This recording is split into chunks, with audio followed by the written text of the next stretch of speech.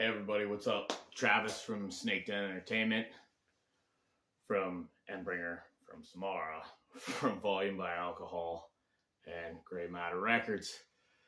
Here to wish everybody a happy, healthy Thanksgiving Day.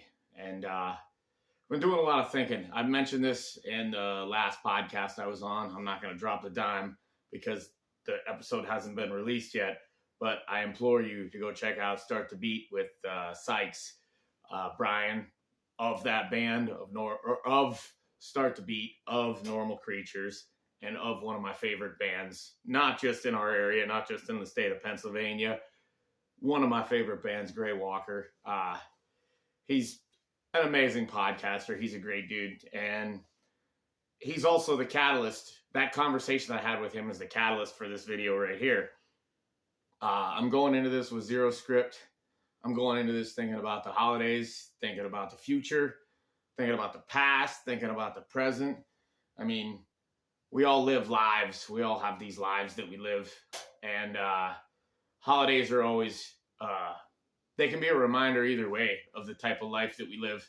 You know, I've noticed that the last few years around my Thanksgiving table, you know, the amount of people there have gotten smaller and smaller.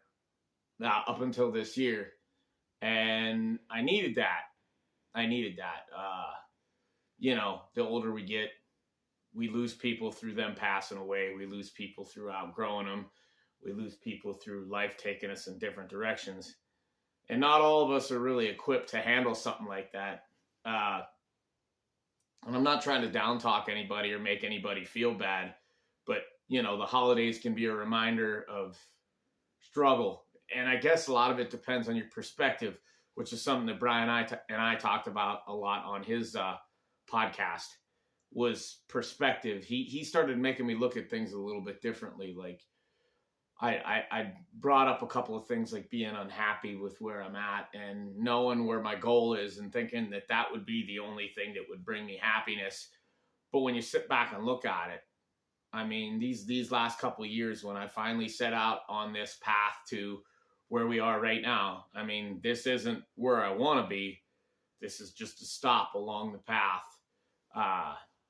You know, to put things into perspective, I've been playing in bands for about 15, 20 years, and I've only really been booking seriously maybe 6 or 7, if that. There's been some gaps here and there in the bands that I've been in and in the booking that I do. But I always thought that this, like, the only way to be happy would be to make it to that end goal to where music is my full-time job. And, you know, at the beginning of every one of these videos, I announce all the different projects that I'm part of. And I do that because I love it, you know.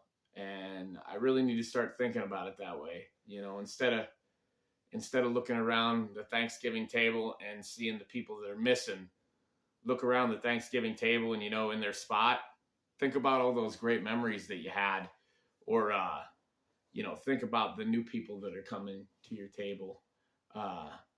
You know, a lot of life, you could compare it to local shows, and I bring up being in a band because that's the thing that I love doing the most.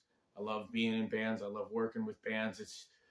It's a huge passion. Like, anybody that's been serious in this business knows, unless you're top tier, the money that is out there doesn't come easy. So making a living at it is one of the hardest things you're ever going to do.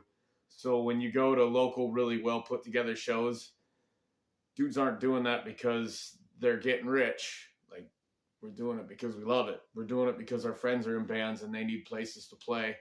We're doing it because friends of a friend need a hand. And, you know, to compare the Thanksgiving table to the things that I've done, I was in a band once where we played to 800 people. We were an opening act, naturally. Like, the people were there to see the headlining band. They weren't there to see us. But playing in front of 800 people is amazing. But I've also been in bands, and this is a direct quote from Airheads. This really happens to those of us that have been in there, where we played for the other bands and their girlfriends. And you know what? I felt just as good, just because you played the show, and, you know, having your friends pat you on the back, having them say, you know, good set. Even if they're empty words, even if they're just saying it because that's what you say, it's comforting. It's really good. So we need to make sure, especially during this holiday season, that we're looking around at each other and we're saying, you know, good job. Because even if it is the right thing to say, that could mean the world to somebody else. I said at the last Endbringer show that it's been brought to my attention that we don't realize the impact of the words that we have, you know, and it was brought to my attention mostly of how my words impact other people. How, you know, telling everybody to take care of each other out there, and, you know, the rules of the pit apply to the rules of life. We pick each other up when we go down, and then we get back at it. You know, I didn't say it because I was trying to get notoriety or because I was trying to get recognition. I said it because that's how I felt, you know, and I'd always hoped that when I fell down in the pit that there'd be somebody there to help me up. A lot of times there wasn't, you know, and it makes for a real difficult, lonely life where you don't really trust a whole lot of people, and you don't let a whole lot of people in. So being vulnerable is not something that you do when you've had to struggle with constantly picking yourself up all the time. But what it does do is it makes you an extremely resilient and strong person. So I've mentioned a lot in interviews that, you know, I've been struggling for a while. On the inside, you know, and as well as financially. Like, it seems like every year, the past 5 or 6 years, there's been some new curveball, some new unplanned expedition that I've taken on, and that uncomfortableness just, it beats the piss out of you. I mean, it really beat me down a lot on more than one occasion, and it makes your moods like a damn EKG meter. Like, when the good stuff's happening, you're way up here, and then all of a sudden one bad thing and you're way down here.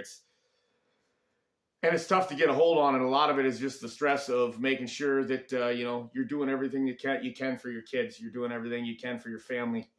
You're keeping your bills paid. You're not letting your friends down. You're out there working. You're out there hustling, because at the end of the day, in the back of my mind, it's all going to be worth it. Sooner or later, it's all going to be worth it.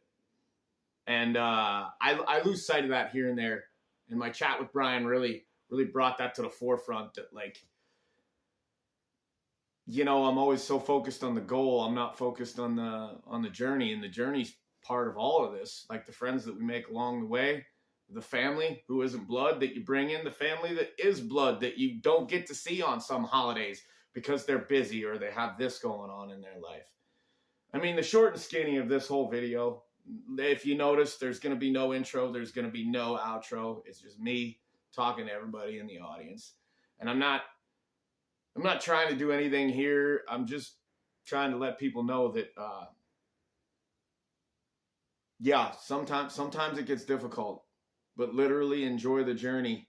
Enjoy every step of the way. Like, I have got to work with some of the most amazing people in this music business, and I was so focused on where I was going, I never got a chance to take a step back and say, holy shit, I hung out with the guys from Mushroom Head one time. I mean, you tell your friends that story while you're knocking back a couple of beers and just BSing at the bar. But I mean, really, to break it down and look at it and say, I did that. Like, we not only opened for them, they were really nice to us, and they allowed us to hang out with them. The guys from Sponge did the same thing for one of the bands that I was in. And then let's take it back a little bit. I got to work with a guy last weekend who was a former gang member, who came from nothing, came from the gutter, and cut out a path in life to where he's out there helping people out. And he complimented me on the job that I did. So for somebody that has led a life that's 10 times harder than me to still see the good out there in the world, well, like I said a little while ago, we really need to shift our perspective and not see who's missing at the Thanksgiving table, but see who we can invite to the Thanksgiving people, the kind of people that we can have around us, you know, positive people. And to wrap everything up, because I think 10, 12 minutes of me yammering on about God knows what with no end in sight. It might go longer than 12 minutes, because anybody that knows me knows that I can talk. I can talk all day. And most of the time, I don't always feel like I have important things to say, but this to me is really important. And I kind of struggled all morning with whether or not I was going to make this video or whether or not I was just going to kind of put it in my pocket and save it for a rainy day, or whether I was even going to go out and face the day. Maybe I stay home and watch cartoons. Who knows? But to put this thing into perspective and to put it out there, I've only been taking my life seriously for about 7 years. I am set to turn 43 in 2 days. So that literally means I didn't start giving a shit until I was 35, 36 years old. And for those of you doing the math, my youngest son is 12. That's a whole lot of missed opportunities. That's a whole lot of regret that you could pile in there. But you know what? I rectify that every day. Every day I message my kids. They were at my Thanksgiving table this year. So let's not think about who we don't have there. Let's think about who we can invite. Let's think about how we can mend fences. Let's think about how we can be that leaning post for that person who's struggling.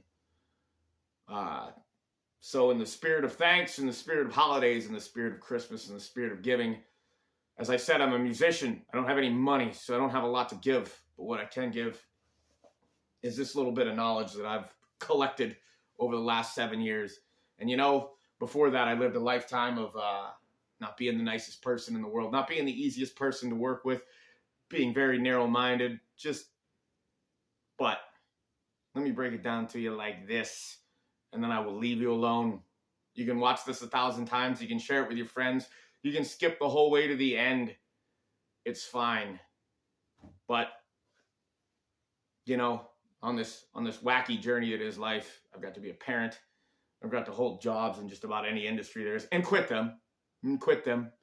Sometimes under foolish circumstances, sometimes under really shitty pretenses. I've gotten to be a business owner. I've gotten to be the front man in a band. I've gotten to be a drummer in a band. I've interviewed some of the coolest bands I've ever got to come across. I got to meet some of my heroes. I got to spend a day hanging out with Riki Rachtman, which is the dude that literally, he is the catalyst for who he's not the reason I am who I am. But watching Headbangers Ball when I was a kid is what lit the fuse. Like, there's more out there. There's an underground. There's a heavy music. And you know what? I wanted to be part of it. And here I am. I don't know if I'm at the forefront. I don't know if I'm falling behind. But I'm here. And I got a lot of work to do ahead of me to reach those goals. But one thing you guys can be sure of is I'm going to enjoy the journey while we get to those goals. Am I going to get there? Yeah. But, you know, I need to understand it's not going to happen tomorrow. It's going to take a lot of grinding. It's going to take a lot of work. We got a lot of time to make up for, and we're going to do it. And I leave you all with this. Take care of each other. Absolutely take care of each other. You know, I ain't even talking from a music perspective. I'm talking as a perspective in humanity. The rules of the pit apply to the rules of life. When people around you go down, you pick them back up. You make sure they're okay. Sometimes they might have to sit out a song or two at the bar. And sometimes you go into pit retirement, you never come back. That doesn't mean you don't deserve the opportunity to watch the show. So I thank you for this last 15 minutes of time. And may you get out whatever you put in.